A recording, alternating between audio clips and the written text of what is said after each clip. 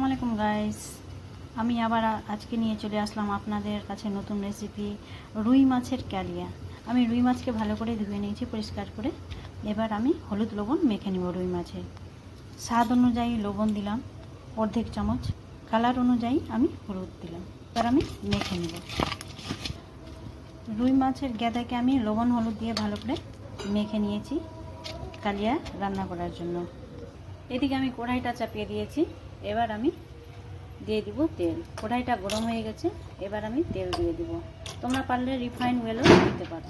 আমি মাছটার অয়েল দিয়ে আমি ভেজে নিব। তেলটা গরম হয়ে গেছে, এবার আমি মাছটা ভেজে নিব ভালো করে।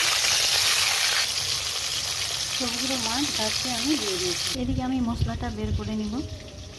আমি নিয়েছি টমেটো, নিয়েছি আদা, রসুন, জিরা, গরম মশলা, এলাচ, দালচিনি, এগুলো আমি বেটে নেব। আদা, রসুন, জিরা, পেঁয়াজ, লঙ্কা, গরম মশলা আর টমেটো আমি একসাথে বেটে নেব। কিছু কিছু করে কেটে নিয়েছি। এবার একসাথে আমি সব মশলাকে বেটে নেব। এবার আমি একটু জল দিয়ে দেবো। এবার মিক্সার গ্রাইন্ডারে বেটে নিচ্ছি। মশলাটা বাটা হয়ে গেছে। একদিকে মাছ ভাজা হয়ে গেছে, এবার আমি মাছটা উল্টে দেব।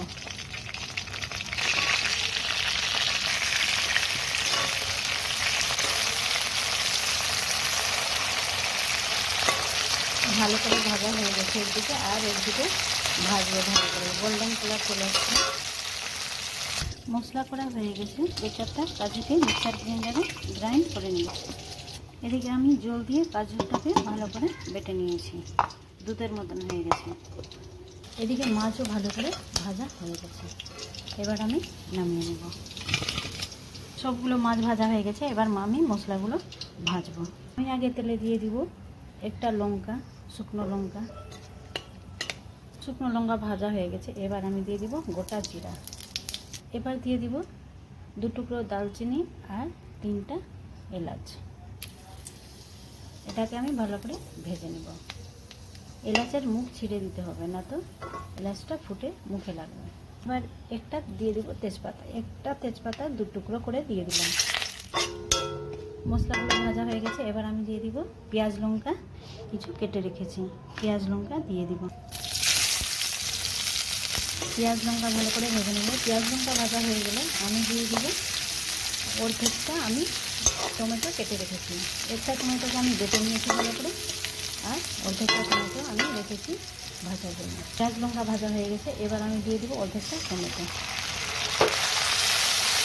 পরিমাণ মতন আমি লবণ দিয়ে দেবো। পরিমাণ মতন দিব, কারণ মাছে লবণ দেওয়া হয়ে গেছে লবণ হলুদ ভাজার সময়। ওই জন্য স্বাদ অনুযায়ী আমি ভাজার জন্য লবণটা দিয়ে দিলাম। এবার দিয়ে দেবো হলুদ। কালার অনুযায়ী আমি হলুদ দিলাম পরিমাণ মতন। এবার এটাকে আমি ভালো করে মশলাগুলোকে আমি ভেজে নেব। টমেটো প্রায় গলে গেছে দেখুন। এবার আমি মশলাগুলো ভাজা হয়ে গেছে ভালো করে। এবার আমি দিয়ে দিব যে মশলা করে রেখেছি, মশলাটা দিয়ে দিব। আদা, রসুন, জিরা, পেঁয়াজ, লঙ্কা আর গরম মশলা আর টমেটো বেটে রেখেছি, এটা মশলা আমি দিয়ে দেব। এবার ভালো করে মশলাটাকে আমি ভেজে নেব। ভালো করে মশলাটাকে আমি টমেটোর সাথে ভালো করে ভেজে নেব। ভাজা হয়ে গেলে আমি বাড়িতে জমিয়ে রেখেছিলাম টক দই, আমি টক দই দিয়ে ভাজবো। আগে মশলাটা ভালো করে আমি ভেজে নিই, তারপরে আমি টক দই 5 মিনিটের মতন ভেজে নিই মশলাটা। মশলা বেশি থাকলে তোমার কালারটা আসবে, অত বেশি না যে কালো হয়ে যায়। পরিমাণ মতন টাইম হিসাবে মশলাটা ভাজতে হবে। ভালো করে ভাজা হয়ে গেছে মশলাটা। এবার আমি দিয়ে দেবো টক দই। বাড়িতে বানিয়ে রেখেছি টক দই, আমি 1 চামচ দিয়ে দিব।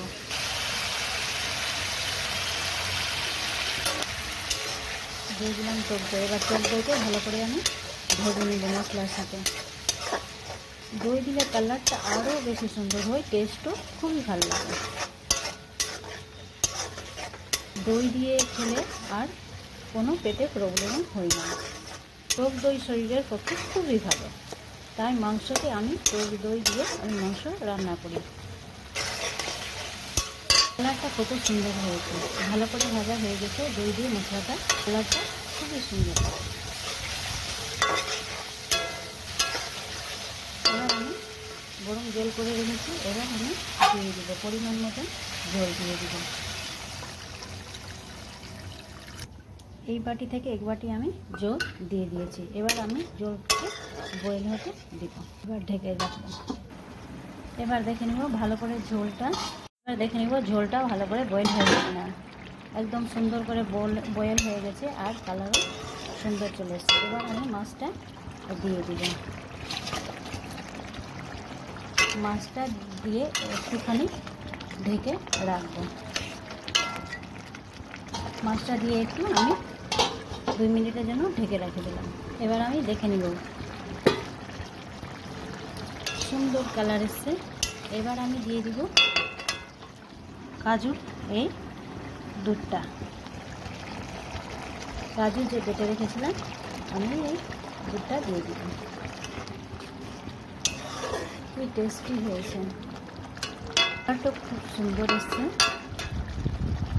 কাজু বেটে কাজুর এই দুধটা দিয়েও খুব টেস্টি লাগে। এই রেসিপিটা ফলো করে দেখবা, রুই মাছের কালিয়াটা খুব ভালো লাগবে খেতে। ভালো করে হয়ে গেছে, এবার আমি গ্যাসটা অফ করে দিব। এবার আমি বের করে নিচ্ছি।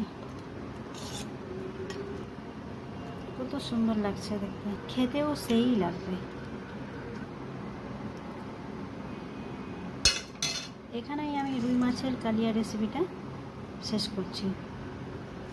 ওকে গাইস, থ্যাংক ইউ। খুদা হাফিজ, টেক কেয়ার।